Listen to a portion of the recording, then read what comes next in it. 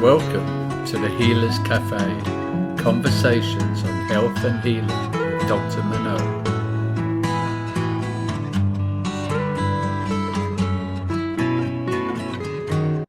So welcome to the Healer's Cafe, and today I have with me Catherine Clinton. She is a naturopathic licensed doctor, and she focuses on gut health, autoimmunity, and psychoneuroimmunology. So I'm really excited to have you share with our audience a little bit about what that is and what exactly you're doing. But before we go there, what brought you into naturopathy to begin with, and then very specifically into this field? Absolutely. Well, thank you so much for having me. I'm thrilled to be here and with all the listeners out there. And I um I started my journey into natural health actually assisting with a midwife.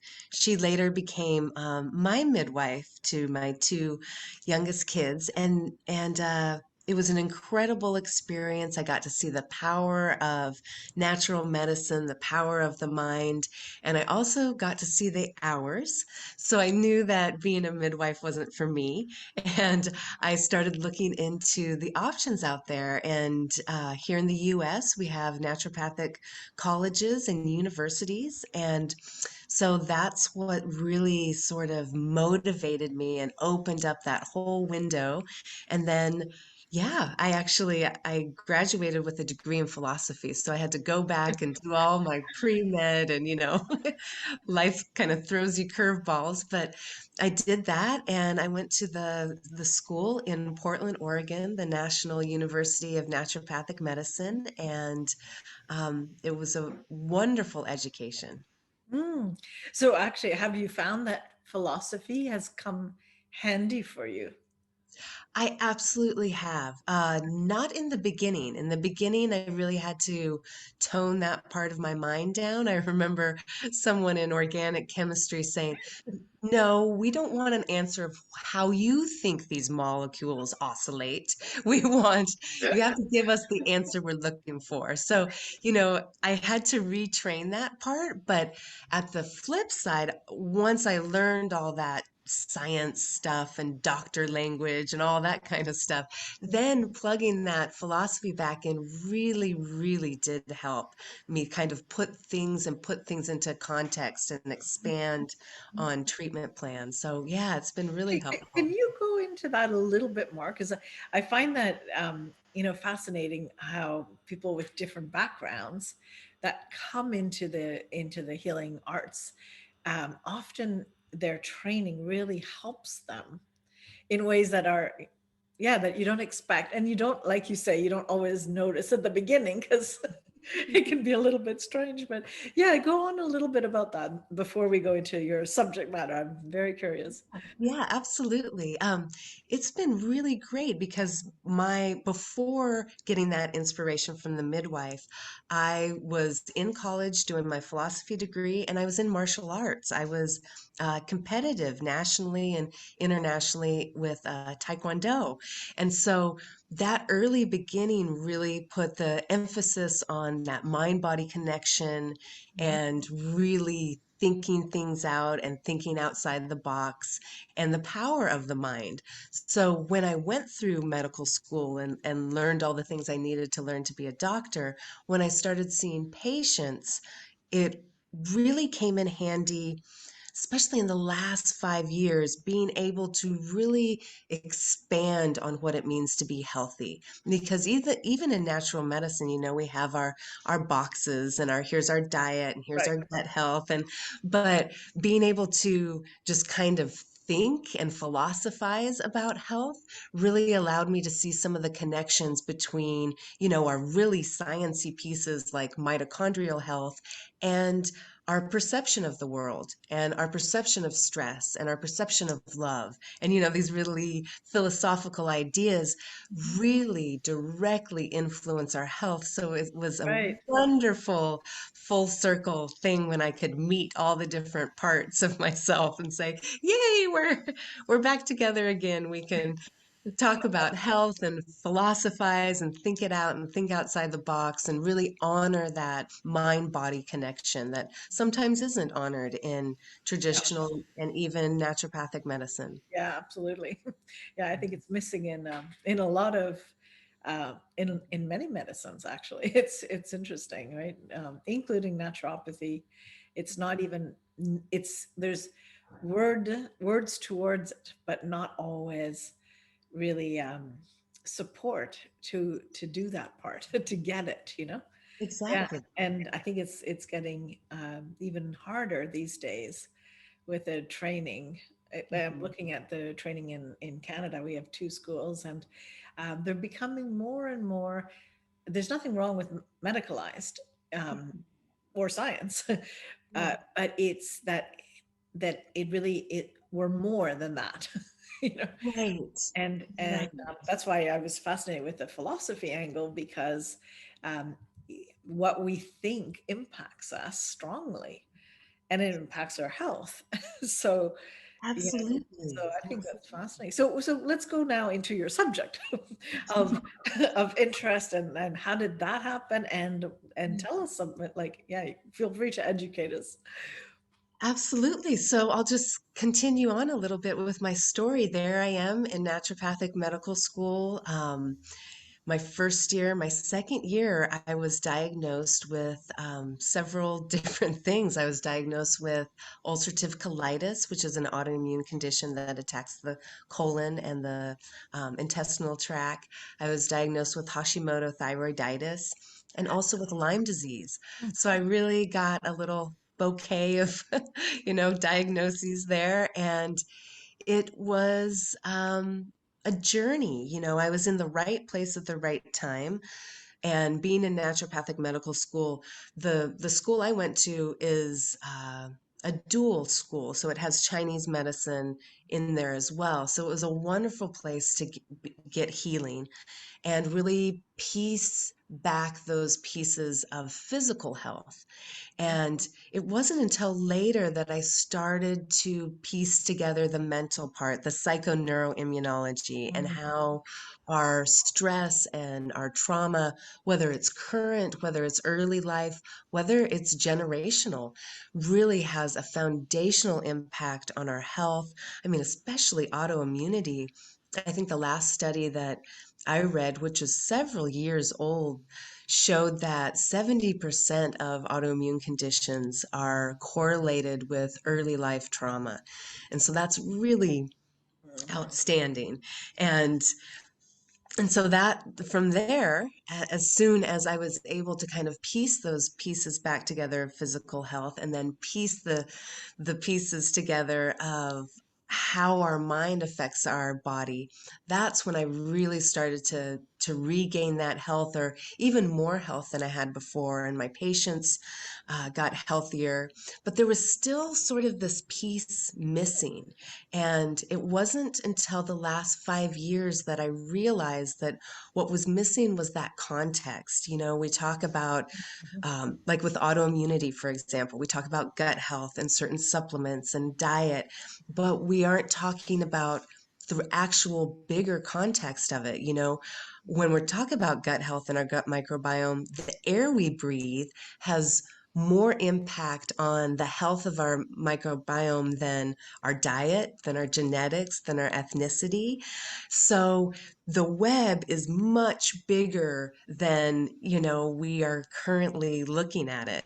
And true health is only going to come from that big, expanded, contextualized view of health. We've gotten really good at this myopic research and pinning stuff down, but then we just leave it there and we don't put it back into context of what's happening in this greater ecosystem. And there's a lot happening every second. So it's really exciting to be at a point in my practice and in my health and just in science in general where we see all these little pieces of the puzzle being pieced back together. We're seeing how the mind can affect overall health and the air we breathe affects our gut microbiome and our toxin load has an incredible impact on our health. I mean, there's so many pieces to it, it's really exciting to start putting them back together.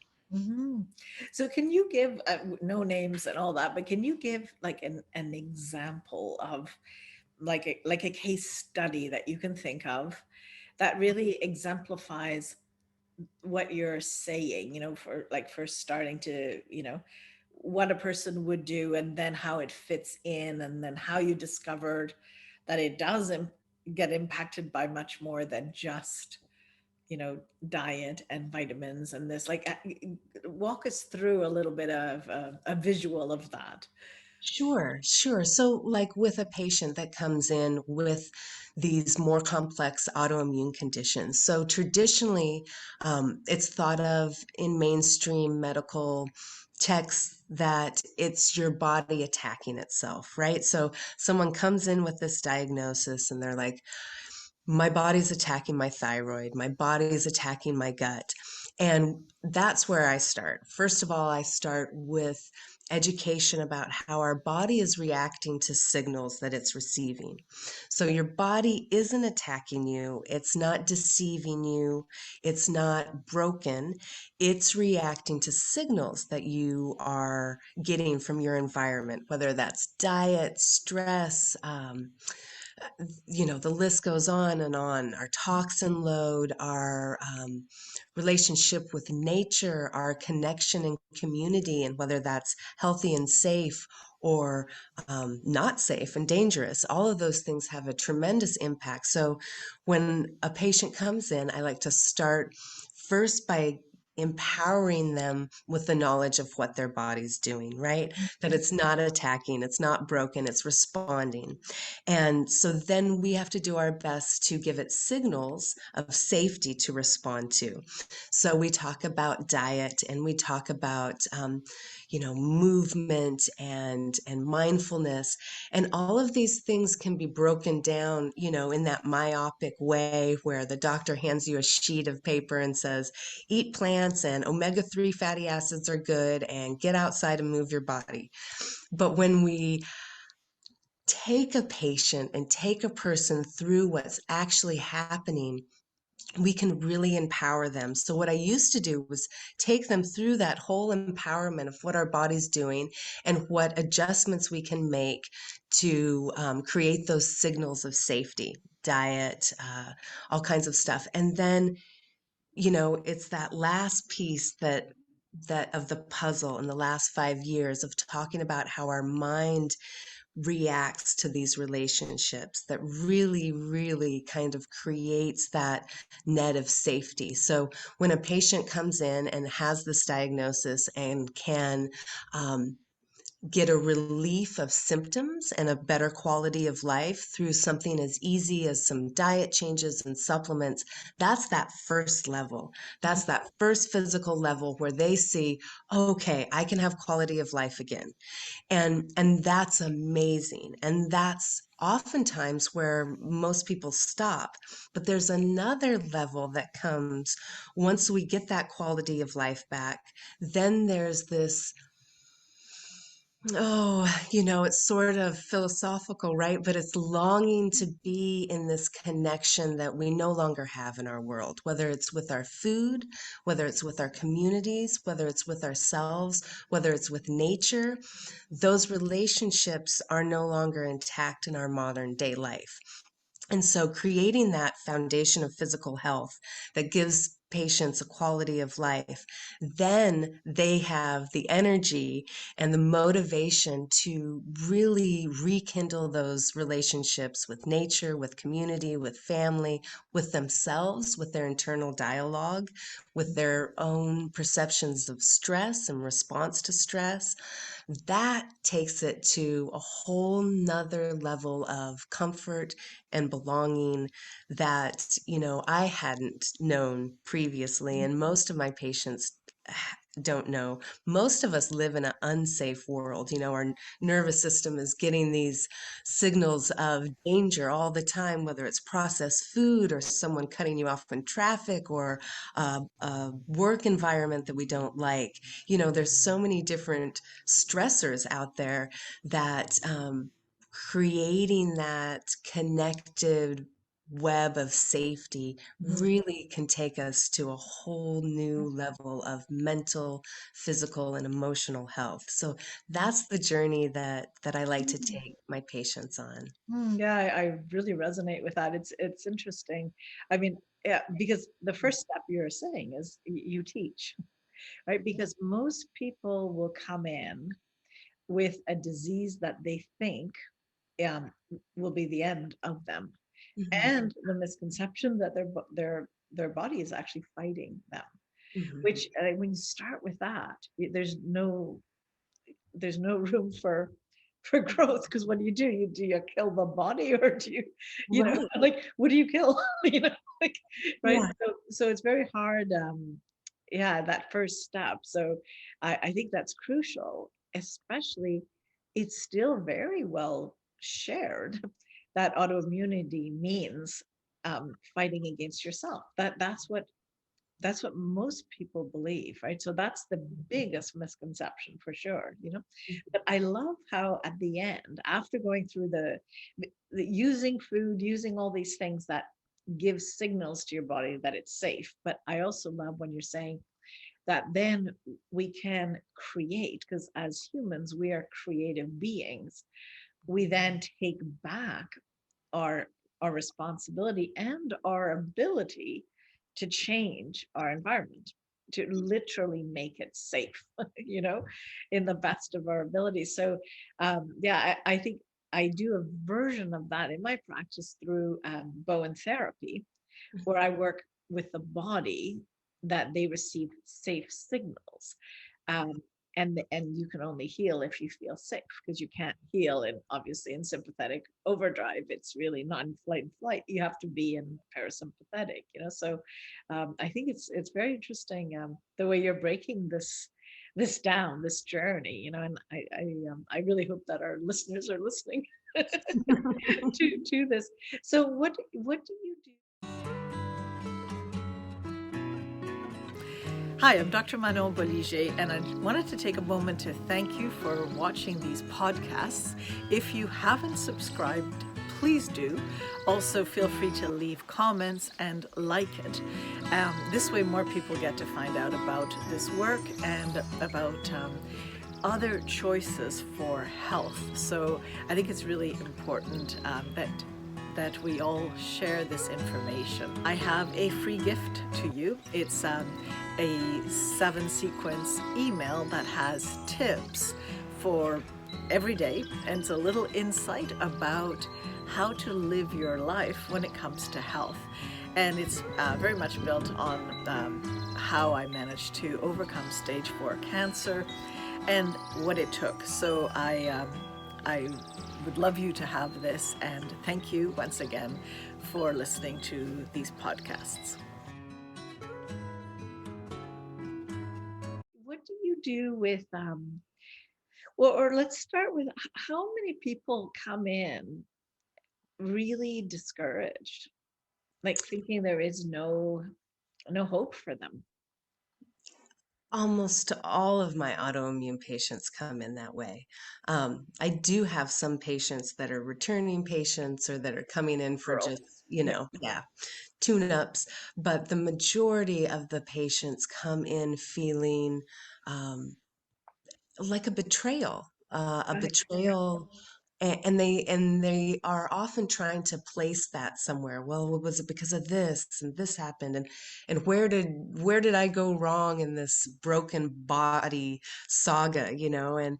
and it's really not like that. When we talk about stress and stress management, we are often talking about, meditate or mindfulness. And sometimes that's really hard for us to get in that space if we are stressed or we have trauma. And and so, patients coming in with that diagnosis just feel really betrayed by the body. And so that's the first step, is kind of rekindling that trust and letting them know that it's not the body that has turned on them. It's one of these stressors, and the stressors aren't always this, pull yourself up by the bootstraps and meditate and calm your mind down. A stressor, like we said, can be a toxin, can Right. be so many things. And when we talk about stress responses, we also don't talk about what kind of epigenetic load we come into. So when we talk about when we carry epigenetic stress or trauma, it's not like we're actually carrying that memory, we're carrying the stress response. Right. So I see that, in my family. I'm one of them. One of my kids is one of them. Our nervous system is wired a little quicker, to react to that, a little quick to fight or flight. And so that's something that I can clearly see passed down generationally from my side of the family that had more trauma. And so, it isn't this idea of you do the work, you get Right. mindful and you quiet the mind. It's really this process of rekindling that relationship with the body and figuring out how to create those signals of safety. And sometimes meditation, mindfulness is the perfect thing. For other people, a walk in nature is the same kind of mindfulness without the stillness that can be hard for Mhm. some people with nervous system. Right. Um, Yeah. yeah, so Yeah, no, I think that that's very well put because, like you said, it's not, there's so much therapy where you find the cause and mhm, then you think that that's the fault, right? That that's the thing. And it's a trigger for sure, but your body has now a response, right? And that's what we're trying to change ultimately is because now we're not even triggered by the same thing. It's new triggers, right? And understanding the process, I think, really helps as well. That's a big part of, it doesn't change the physiology directly, but if you understand what's happening, you mhm. become aware. And if you become aware, then you're not as easily triggered by some of the triggers, right? I mean, like you're saying with food and that, but even when you're saying that, what is the number you said, 80%, or it's quite a large percentage, 70. Yeah. 70, yeah, it was big enough. Doesn't need to be 80. Are triggered by trauma. What was the research on that? Like, how did they show the correlation? And tell us a little bit more on that. Sure. Well, they looked at the ACE study, so the adverse childhood events, and they correlated that. So they looked at patients with autoimmunity and then had them take the ACE questionnaire to see if they had experienced early life trauma, chronic stress, and like I said, that was a while ago, maybe 7 years ago, and I Right. think you'd be hard pressed to find someone that didn't have some sort of constant stressor now, Yeah. especially in the last year, right? Yeah. So, But so I it's do think some people are more sensitive to the constant stressors because of their history, if it's undealt with, you know? absolutely. Yeah. So, I would be one. That's what happened my second year yeah. of med school. My body just yeah, crumbled because I didn't have that foundation where other people did. And and we all come into the world with a blueprint of how we respond to stress, and then we all have different stressors piled on top of that. So So have absolutely. you seen then with the patients that, I mean, that have had, whether it's ulcerative colitis or any other autoimmune disease, where they are not only symptom free and they're not they don't need to take any kind of drugs. They may need to continue to eat well and honor their bodies. That's not a drug, but they don't need to take something else. And have changed their reactivity, their trigger being triggered. Have you seen that? Absolutely. Yeah. Absolutely. And that's the goal. Because, talking about what the research was with autoimmunity showing that our stress response, can really change our biology. What they were looking at in subsequent studies that people did branch offs of this, where they showed very clearly that when we experience chronic stress or trauma, there's a shift in the gut microbiome from more beneficial species to more harmful species. And as soon as that happens, there's an increase in inflammation. And that can lead to intestinal permeability or leaky gut, which we know is associated with a host of chronic conditions, but it also increases systemic inflammation. None of those things you want with autoimmunity, right? Um, and again, at the same time as we see that shift to a more harmful species and an increase in inflammation, we see a decrease in our immune system's ability to put that inflammation out. Our T regulatory cells just dive. And the interesting thing that the research shows is that this shift happens and can last a lifetime. So we can experience that chronic stress or trauma and it can shift our biology for a lifetime. Now, I have to say that the flip side is also true, right? That we can rewire that as well. And I think that that's what's so powerful about that education piece with our patients is to talk about how just even talking about the research about how this is what happens, but we can shift it back. I mean, there's a really amazing study about infants in the NICU, and they had to be removed from their mothers because of medical reasons. And that removal was the instigator of trauma.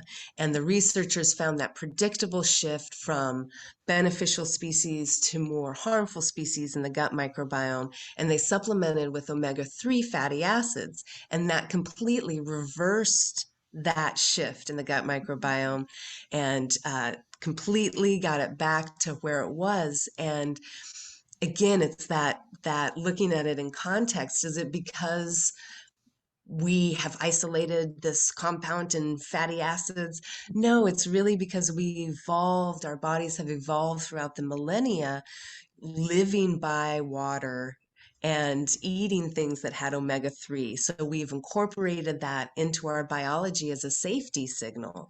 And so empowering patients to really understand that, yes, this is a physiological, biological thing that is happening. Your body is reacting appropriately. We just need to shift that.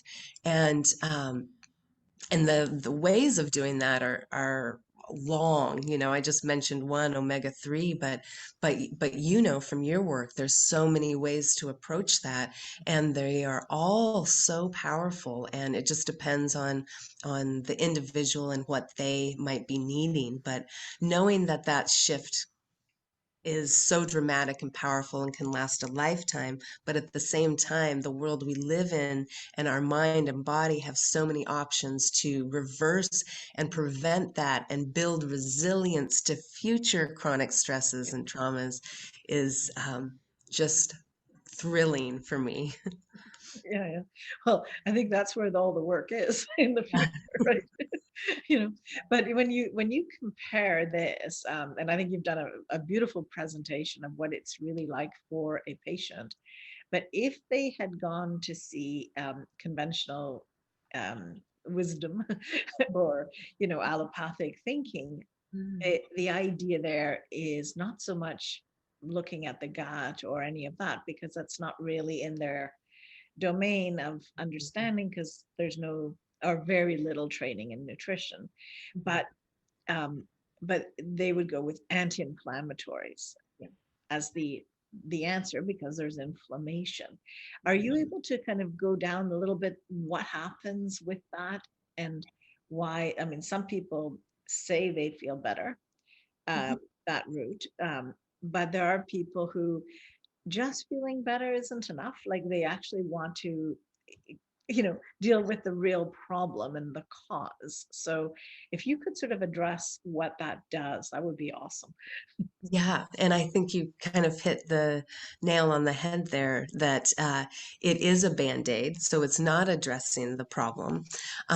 And that means that the problem is still perpetuating. And when you walk into those doctor offices, like I did, you're told that this is a lifelong thing, that there is no cure, there is no remission.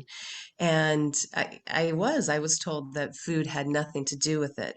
Um, which is mind blowing at this day and age, that all that we know about the gut microbiome and its effect on health, especially autoimmunity, that's not integrated into our healthcare system is mind-boggling. But that is what you get.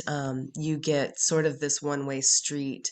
Um, and those anti-inflammatories are blocking a bodily process that, again, is not, your body's not creating too much inflammation because it's broken, because there's a gear out of whack, or a belt that needs to be tightened or something like that.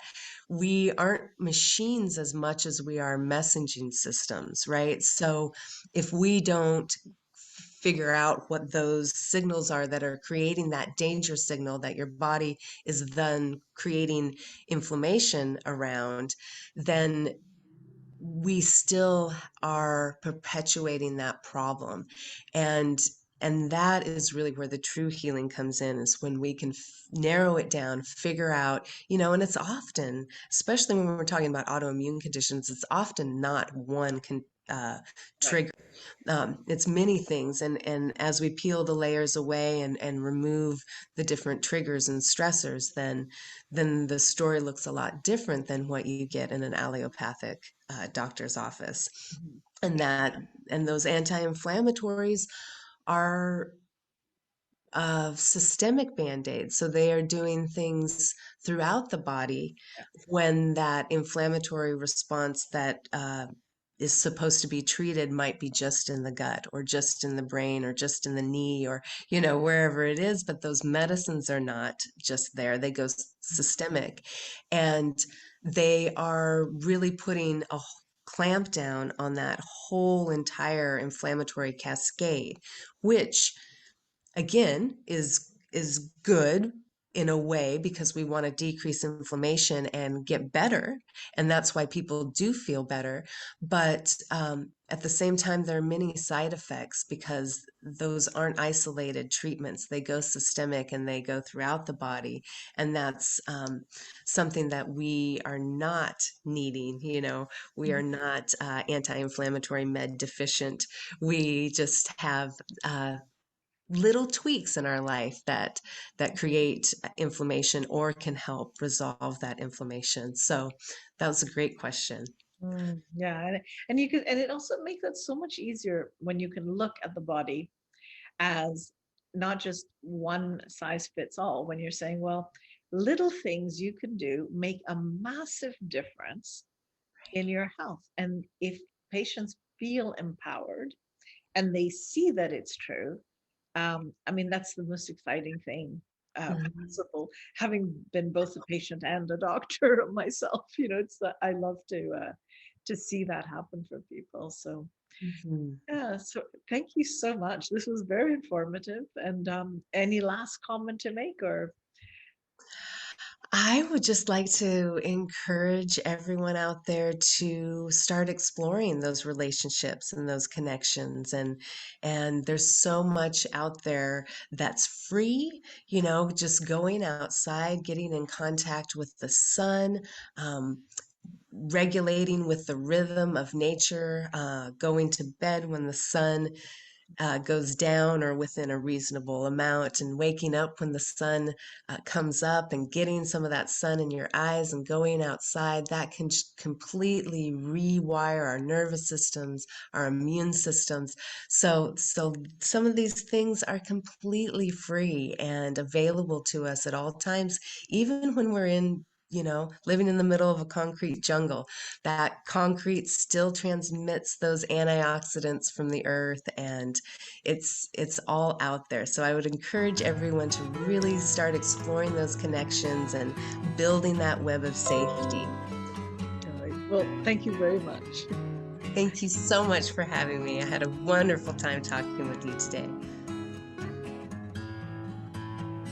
Thank you for joining us at the Healers Café with Dr. Manon. For more information, go to drmanonbolliger.com.